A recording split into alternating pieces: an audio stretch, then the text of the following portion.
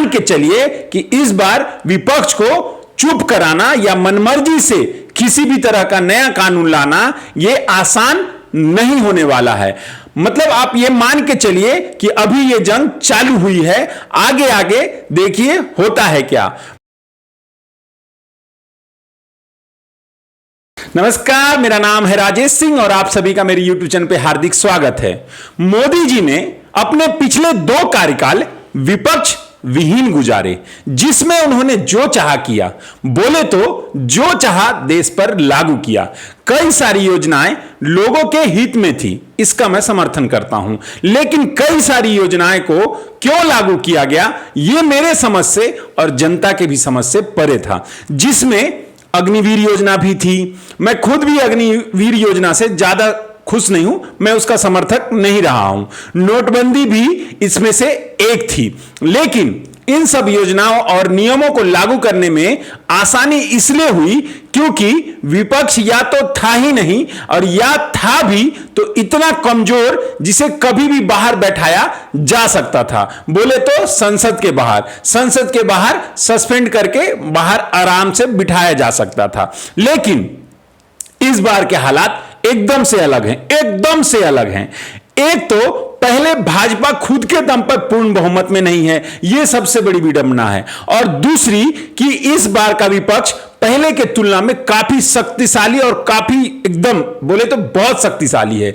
रही बात राहुल गांधी जी की, तो वो भी कुछ हद तक पहले से ज्यादा समझदार और परिपक्व दिख रहे हैं, इसमें भी कोई दो राय नहीं है। इस बार की लोकसभा में राहुल जी पहले के ज्यादा अग्रेसिव भी दिख रहे हैं और परिपक्व भी दिख रहे हैं। 18वीं लोकसभा के शपथ ग्रहण में ही नए और पुराने मंझे हुए नेताओं ने अपने शपथ लेने के तरीके से ही यह जाहिर कर दिया था कि इस बार का माहौल शांत नहीं रहने वाला है। इस बार का माहौल बिल्कुल शांत नहीं रहने वाला है, चाहे वो जय भीम का नारा हो, जय संविधान, जय श्री राम, मणिपुर को न्याय दिलाओ के नारे हों, या पप्पू यादव का प्रोटेम स्पीकर से लड़ना, उनको प्रोटेम स्पीकर को यह समझाना कि आप मेरे से नहीं बोलिए, मैं तो इतने बार का सांसद हूं, यह सब बताना। इन सब चीजों ने जाहिर कर दिया था कि 18वीं लोकसभा में लड़ाई बराबर की होगी, कोई कमजोर नहीं होगा।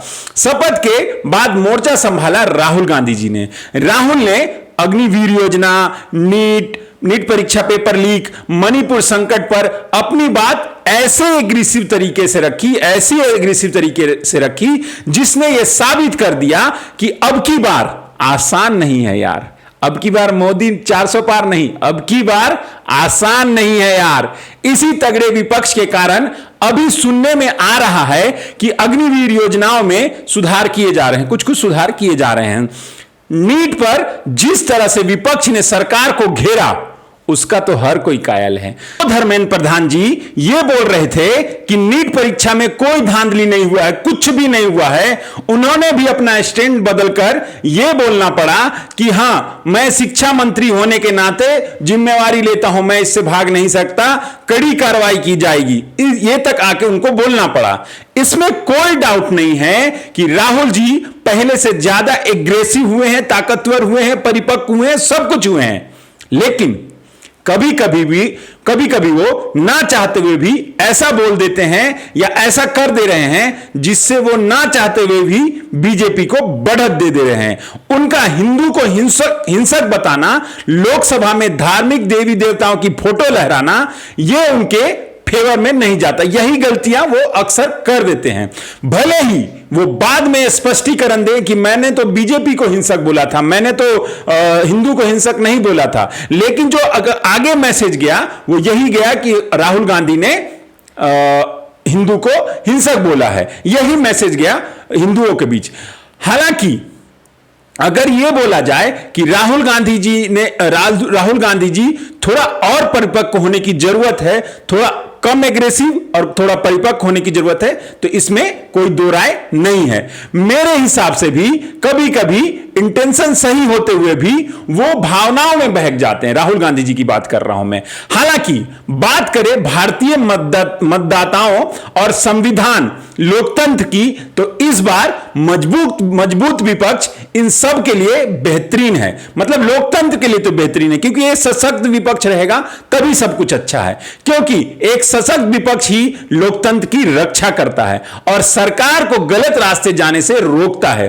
अब जब भाजपा के पास पूर्ण बहुमत नहीं है, गठबंधन सरकार है और विपक्ष के पास कद्दावर और जोश से भरे नए नेता हैं, तो यह मान के चलिए कि इस बार विपक्ष को चुप कराना या मनमर्जी से किसी भी तरह का नया कानून लाना यह आसान नहीं होने वाला है। मतलब आप ये मान के चलिए कि अभी ये जंग चालू हुई है, आगे आगे देखिए होता है क्या। मिलता हूं अगले वीडियो में। इस वीडियो में इतना ही, तब तक के लिए जय हिंद, जय भारत।